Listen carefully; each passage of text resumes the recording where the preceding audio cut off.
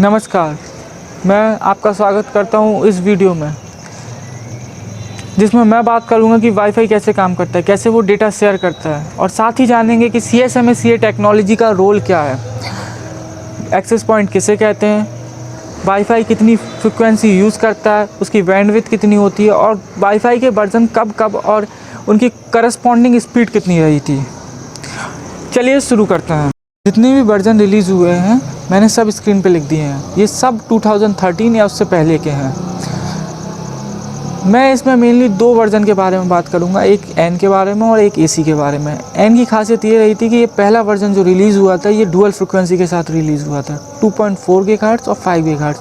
और इसके बाद के जितने भी वर्जन रहे थे सब में सेम डुअल फ्रिक्वेंसी यूज़ की गई थी। दैट्स वाई इसे डुअल बैंड भी कहते हैं। और सेकेंड वाले की बात करें AC के बारे में, तो इसकी स्पीड एन से 3 गुना ज़्यादा थी। It's around 1300 Mbps। मैं आपने नोट किया कि नहीं किया, पर मैं बता दे रहा कि ये स्मॉल बी है। स्मॉल बी और कैपिटल बी में 8 टाइम्स का डिफरेंस होता है, और जो आप रिचार्ज करवाते हैं वो कैपिटल बी होता है। करेंगे फ्रिक्वेंसी बैंड की कि वाईफाई में किस तरह की फ्रिक्वेंसी बैंड का यूज़ किया जाता है। पहली फ्रिक्वेंसी बैंड है 2.4 गीगाहर्ट्ज़ और दूसरा बैंड है 5 गीगाहर्ट्ज़। 2.4 गीगाहर्ट्ज़ जो रहता है वो लॉन्ग रेंज दे देता है और सॉलिड ऑब्जेक्ट पेनिट्रेशन यानी दीवारों को पार आसानी से कर जाता है, जबकि 5 गीगाहर्ट्ज़ में ये समस्या आती है कि वो लॉन्ग डिस्टेंस कवर नहीं कर पाता। शॉर्ट डिस्टेंस के लिए 5 गीगाहर्ट्ज़ बेहतर रहता है और सॉलिड ऑब्जेक्ट पेनिट्रेशन जो वो 5 गीगाहर्ट्ज़ से नहीं हो पाता। तो जब भी आपको एक रूम के अंदर वाईफाई यूज़ करना है तब आप 5 गीगाहर्ट्ज़ का यूज़ कर सकते हैं। पर अगर आपको कहीं बाहर वाईफाई यूज़ करना है, आउटडोर में वाईफाई का एक्सेस पॉइंट लगा है और आपको अंदर इस्तेमाल करना है, तब आपको 2.4 गीगाहर्ट्ज़ का यूज़ करना चाहिए। जैसा मैंने वीडियो की शुरुआत में बोला था कि मैं एक्सेस पॉइंट बताऊंगा कि वो क्या होता है, तो आपको स्क्रीन पे दिख रहा होगा एक ब्लू कलर का बॉक्स जिसमें 2 एंटीना लगे हुए हैं। इसी को एक्सेस पॉइंट बोलते हैं, जिसकी एक्सेस पॉइंट का मतलब कि आप डेटा को एक्सेस कर पा रहे हैं उस नेटवर्क, उस पॉइंट के ज़रिए। दैट्स वाई उसे एक्सेस पॉइंट कहते हैं। अब तक हमने डिस्कस कर लिया वाईफाई के वर्जन्स के बारे में, नेटवर्क बैंडविड्थ कितनी इस्तेमाल करता है और एक्सेस पॉइंट किसे कहते हैं। इसके बाद हम जानेंगे CSMA का रोल क्या है और डेटा ट्रांसफ़र कैसे होता है। सबसे पहले देखेंगे स्क्रीन के सामने जो डायग्राम है उसे। इसमें मेन चीज़ DIFS, SIFS, कंटेंशन विंडो और NAV है। इन सब चीज़ों को नोट कर लीजिए, ध्यान से देख लीजिए। DIFS 2 बार है, SIFS 3 बार है और कंटेंशन विंडो है और NAV है, नेटवर्क एलोकेशन वेक्टर। DIFS और SIFS एक स्मॉल टाइम पीरियड होता है, समय अंतराल होता है। कंटेंशन विंडो जितने भी कनेक्टेड डिवाइस है सबको नंबर देती है जिससे उनकी प्रायोरिटी सेट हो सके। और NAV नेटवर्क एलोकेशन वेक्टर, ये भी एक बेस टाइम पीरियड होता है। बस इस टाइम पीरियड में जो भी डिवाइस रहते हैं वो अपना डेटा ट्रांसफ़र नहीं करते।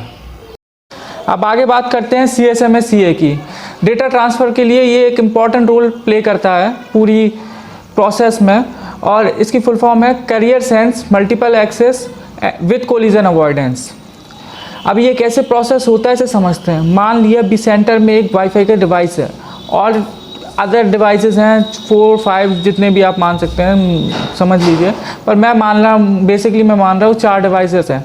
अब हमारे मोबाइल से वाईफाई में कनेक्शन इस्टेब्लिश हुआ, उसके बाद क्या प्रोसेस होता है अब वो समझते हैं। सबसे पहले एक DIFS जनरेट होगा और फिर मैंने पहले बताया था DIFS के बारे में, एक टाइम पीरियड है, एक DIFS जनरेट होगा, फिर एक RTS जाएगा आपके मोबाइल से, यानी ट्रांसमीटर वाईफाई भी हो सकता, मोबाइल भी हो सकता। मोबाइल से जाएगा एक RTS यानी रिक्वेस्ट टू सेंड, यानी आपका मोबाइल कहेगा वाईफाई से कि भैया हम आपको डेटा सेंड करें। तो जब तक वाईफाई CTS ना भेजें, क्लियर टू सेंड ना भेजे कि भैया हाँ कर दो, तब तक मोबाइल आपका डेटा ट्रांसफ़र नहीं करेगा। इस प्रोसेस को पूरा करने के बाद आपका वाईफाई एक CTS भेजेगा, इधर से मेनली RTS गया, उधर से CTS आया, फिर इधर से एक डेटा गया, फिर फिर इधर से डेटा गया और फिर उधर से एक्नॉलेजमेंट आया कि भैया हमें डेटा मिल गया। फिर एक DIFS होता है और तब तक जितने भी अदर डिवाइसेस हैं सब में एक NAV लग जाता है। NAV तब तक वो ब्लॉक हो जाते हैं NAV टाइम पीरियड में। फिर कंटेंशन विंडो सबको, जैसे मैंने बताया था, कंटेंशन विंडो सबको एक नंबर देती है। तो अगर इसका काम पूरा हो गया फिर दूसरे का काम चालू होता है, दूसरा अपना प्रोसेस चालू करता है। फिर वो भी सेम प्रोसेस अप्लाई करता है कि RTS भेजता है, CTS आता, फिर डेटा जाता, फिर एक्नॉलेजमेंट आता। ठीक है, तो ये प्रोसेस पूरा रहता है डेटा ट्रांसफ़र में। इसके आगे मैंने रेफरेंसेस भी लिख रखे हैं और मैं आपको डिस्क्रिप्शन में भी एक लिंक दे दूंगा, उसमें मैंने जो PDF बनाई है उसे भी मैं अपलोड कर दूंगा। Thank you.